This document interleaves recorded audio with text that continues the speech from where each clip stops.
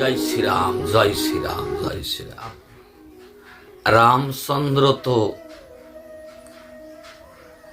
আবির্ভূত হলেন। এইবার আমরা আস্বাদন করব রামের বনবাস। রামের বনবাস। কইকেয়ী, রাজা দশরথের 3 স্ত্রী, কৌশল্যা, কইকেয়ী, সুমিত্রা। 3 স্ত্রীর মধ্যে রূপে সৌন্দর্য গুণে বেশি ছিল কে? কইকেয়ী। রাজা দশরথ কইকেয়ীকে বেশি ভালোবাসতেন। রূপ গুণ খুব অপরূপ ছিলেন, তো বেশি ভালোবাসতেন। এমনকি সাথে এদিক ওদিক বেড়াতে নিয়ে যাওয়া তো আছেই, এমনকি যুদ্ধক্ষেত্রেও রাজা দশরথ কইকেয়ীকে সাথে নিয়ে গেলে যেতেন। আর 2 রানীর অত ভালোবাসতেন, তো অত ভালোবাসতেন না কইকেয়ীকে যত ভালোবাসতেন। কথাই বলে, যারা স্ত্রীর বশীভূত, যারা স্ত্রীর বশীভূত, তাদের জীবনে কোনোদিন উন্নতি হতে পারে না। বিপদ ডেকে আনে যারা স্ত্রীর বশীভূত। কেন? রাবণ যখন মারা গেল, রাবণ মারা গেলে মন্দাদরী দেখতে আসছে, যিনি এত বড় পরাক্রমশালী রাবণ, ত্রিলোক বিজয়ী রাবণ, সমস্ত দেবতারা যার ভয়ে জোড়হাত করে, হেন রাবণ কে মারল, কিভাবে মরল? এসে দেখে রাবণ ধরাশায়ী পড়ে আছে, মৃত্যু।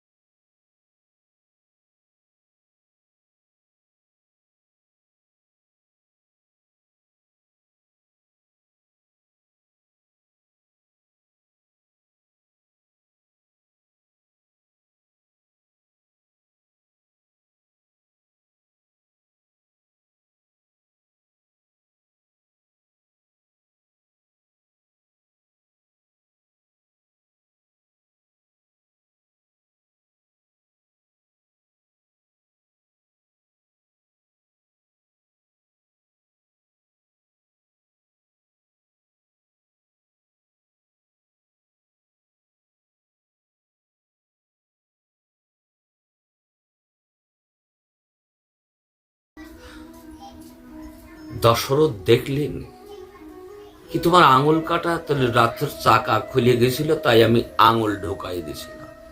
তুমি এত ভালোবাসো আমার, এত ভালোবাসো, তুমি একটা বর প্রার্থনা করো, আমি তোমাকে সেই বর দেব। বলে, আমি সময় মতো সে নিব। ঠিক। আর একদিন যুদ্ধক্ষেত্রে করেছি, বিপক্ষের সঙ্গে মোকাবেলা করতে যেয়ে রাজা দশরথ রথের পরে মূর্ছায় পড়ে গেছে।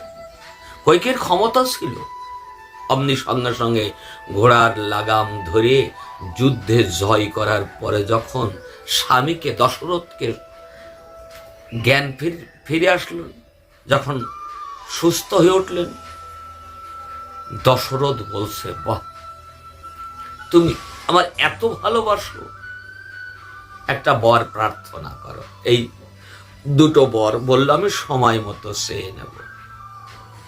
সময় মতো চেয়ে নিলে যেদিন অযোধ্যার সিংহাসনে বসে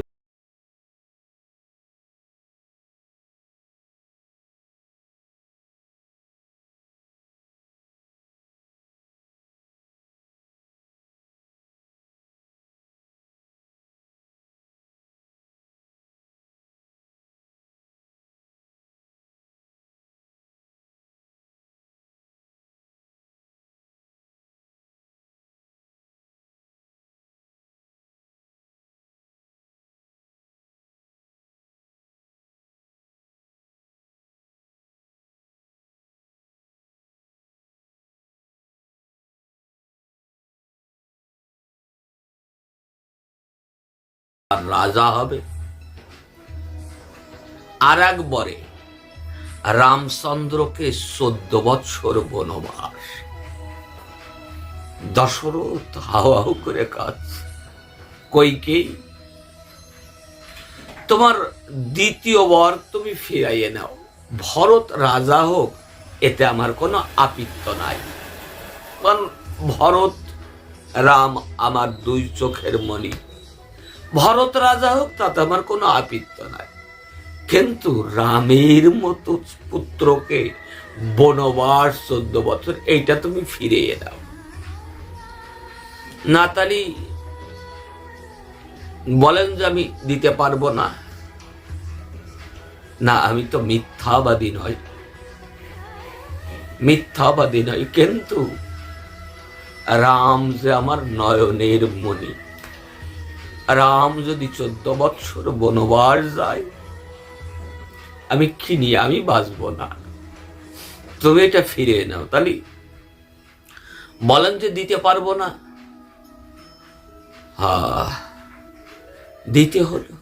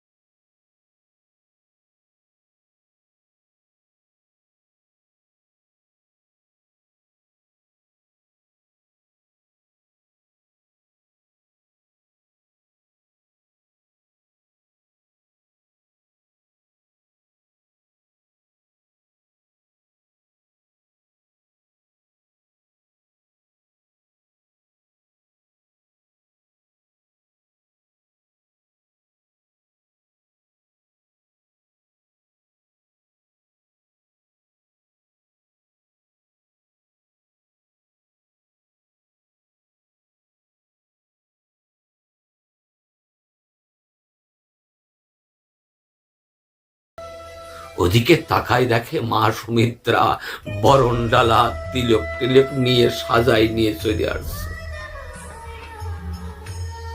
সাজাই নিয়ে চলে আসছে। লক্ষণ, তোর রাজপ্রাসাদের ভেতরে যেতে দেরি হতে পারে, তাই আমি বরণডালা সাজিয়ে নিয়ে এসছি, তিলক লাগাই দিলাম, তুই দাদার সাথে বনে যা। হা হা, তবে মনে রাখিস লক্ষণ, আজ থেকে আমি তোর মা না, তোর মা হলো সীতা, আর তোর বাবা হলো রাম। সেই দিন থেকে লক্ষণ কিন্তু কোনোদিন সীতার মার চরণ ছাড়া উপরের দিক কোনোদিন নজর করেনি। এই না হলে রাম লক্ষণ, এই না হলে রাম লক্ষণ। হা হা, রামের আদর্শ এইটাকে আমাদের নিতে হবে, তবেই মানব চরিত্র গঠন হবে। আমরা পরবর্তীতে আরো আস্বাদন